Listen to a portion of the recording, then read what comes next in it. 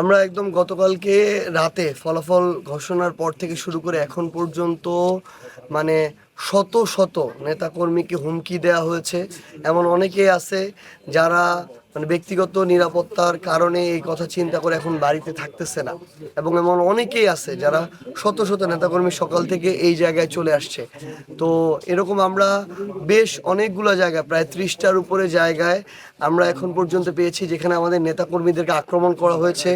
কয়েকটা জায়গায় তাদেরকে রক্তাক্ত করা হয়েছে, তাদের বাড়িঘরে হামলা করা হয়েছে, দোকানপাটে হামলা করা হয়েছে। এই কাজগুলো বিএনপির স্থানীয় পর্যায়ের বেশ কিছু নেতাকর্মী সন্ত্রাসী কায়দায় করছে। আমরা যেই জিনিসটা চেয়েছিলাম যে একটা নির্বাচনের পরে যারাই নির্বাচনে বিজয়ী হোক না কেন, তারা তাদের জায়গা থেকে বাংলাদেশের পুরনো রাজনৈতিক যে নোংরা কালচার, প্রতিহিংসার রাজনীতি, এটাকে ছুঁড়ে ফেলে দিয়ে তাদের জায়গা থেকে আবার একটা সুন্দর গণতান্ত্রিক উপায়ে রাজনীতি করবে। যার যেটা দল, যার যেটা পছন্দের প্রার্থী, সে সেখানে রাজনীতি করবে। কিন্তু আমি আজকে বিজয়ী হয়েছি মানেই আমার আর কোনো প্রতিপক্ষ থাকতে দিব না। প্রতিপক্ষকে আমি আক্রমণ করব, রক্তাক্ত করব, মিথ্যা মামলা দিব, হুমকি দিব। এটা হচ্ছে স্বৈরাচারী চরিত্র।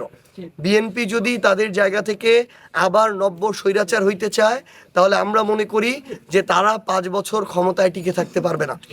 এটা তাদের পতন অনিবার্য হয়ে যাবে। মানুষের মুখে মুখে এই একদিনে কথা উঠে গিয়েছে অলরেডি যে বিএনপি এই একদিনে যেটা শুরু করেছে, এটা যদি তারা করতে থাকে তারা 2 বছরও ঠিকমতো টিকতে পারবে না।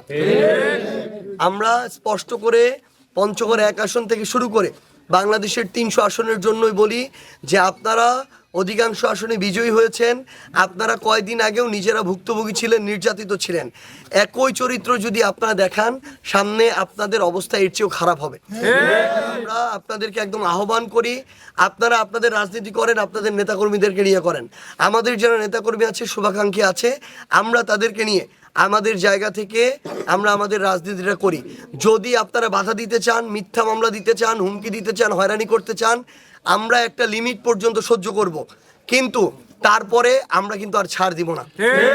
এটা আমার আসনের ক্ষেত্রে ভুলে গেলে হবে না যে আপনারা আপনাদের জায়গা থেকে ইলেকশন ইঞ্জিনিয়ারিং এর আশ্রয় নিয়ে 1,76,000 ভোট পেয়েছেন, আর আমরা 1,68,000 ভোট পেয়েছি। 1,68,000 মানুষকে একটা আসনে যদি প্রতিপক্ষ বানায় রাজনীতি করতে চান, আমরাও দেখে নিব আপনারা কিভাবে রাজনীতি করতে পারেন। 48% মানুষ এই জায়গায় ভোট দিয়েছে। এই মানুষগুলোকে যদি কেউ কারো জায়গা থেকে এই ধরনের রাজনৈতিক প্রতিহিংসার বশবর্তী হয়ে মানুষের উপরে জুলুম করতে চায়, হামলা করতে চায়, হয়রানি করতে চায়, বাড়িঘর ভাঙচুর করতে চায়, ব্যবসা প্রতিষ্ঠান ভাঙচুর করতে চায়, বাড়িতে থাকতে না দেয়, এটা রাজনৈতিকভাবে মোকাবেলা করার জন্য আমাদের যা করা লাগে আমরা তাই করব। কিন্তু আবার নতুন করে এই পঞ্চগড়ে, এই বাংলাদেশে আমরা কোনো নব্য স্বৈরাচার তৈরি হইতে দিব না। ইলেকশনের বিষয়টা